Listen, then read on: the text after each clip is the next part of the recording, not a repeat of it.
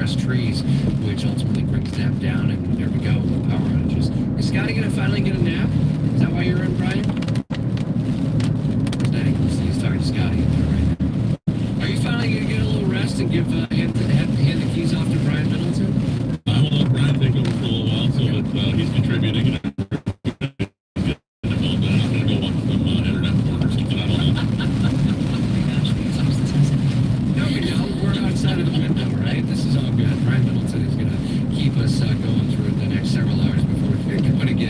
Jacksonville's morning news, whatever that is. I guess it's now.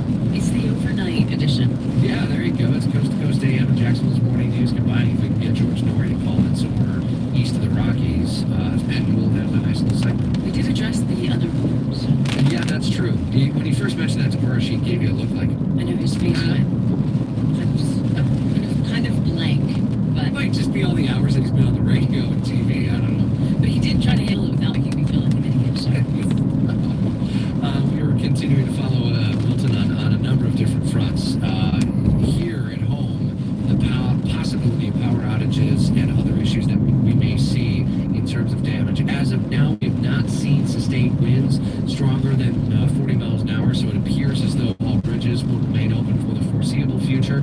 Greg Field is seeing sustained winds at 25 miles an hour, gusting to 36 miles an hour, 52 mile an hour gusts right now in St. Augustine near the airport along US 1, but again, the wind speed sustained is at about 38 to 40 miles an hour, but there's no bridge to close in that general area, and as of now, law enforcement has not indicated that they are closing any bridges, but ideally, there's not really much of any traffic out except for essential personnel, those who are headed to the overnight shifts, perhaps, whether at radio and television stations, but also our hospitals, law enforcement facilities. If you are listening, and thank you for all you do each and every day to protect our community and inform our community, and we want to get you through Milton. It's just another storm that's going to rake at our coastline, chew up the coastline, unfortunately. That's the sad part about anyone who has coastal property or interests along the beaches. Going to likely cut out some whole new pieces of land, unfortunately. That's right, and we welcome those who have evacuated here from other spots in Florida, particularly in the West. We also welcome those who are helping the state of Florida from other states, especially those first responders and utility workers who come from other states, many of whom worked overnight and for several days during the most immediate after effects of Helene. So we really appreciate that, and we know that we are going to get continuing reports of damage, catastrophic damage in parts of the state, and we have received reports of fatalities in the southern part of the state. In St. Lucie County, the sheriff there confirming several people have died. We don't know exactly how many yet. We're still waiting for that.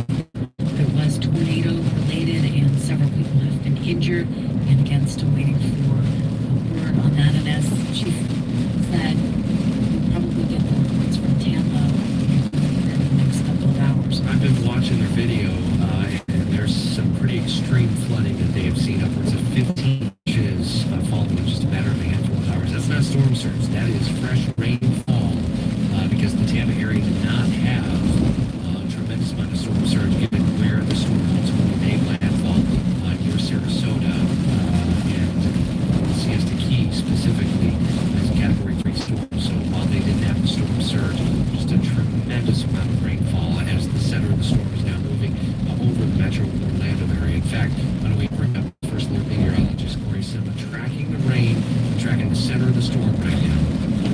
Now, of course, that's what they call a tease in the industry. When you hear the music playing underneath, that means that they're going away and not coming here with the updated First Alert forecast. But as I bring up the radar, we are seeing the center of the storm, if you will, the northern eye wall over Orlando and Kissimmee and Lake Mary, Altamont Springs and Deltona and Sanford. Anyone who's traveled along the I-4 corridor, gone to Disney World or any of the other attractions in Kissimmee, you know that route. Just get stuck in traffic on I-4 from around Daytona Beach and Port Orange all the way into Lake Mary, Orlando, and Kissimmee. Those areas that you know and usually grind the brakes on I-4 are getting hammered with rain and wind. Strong winds at last check, upwards of 70 to 90 miles an hour.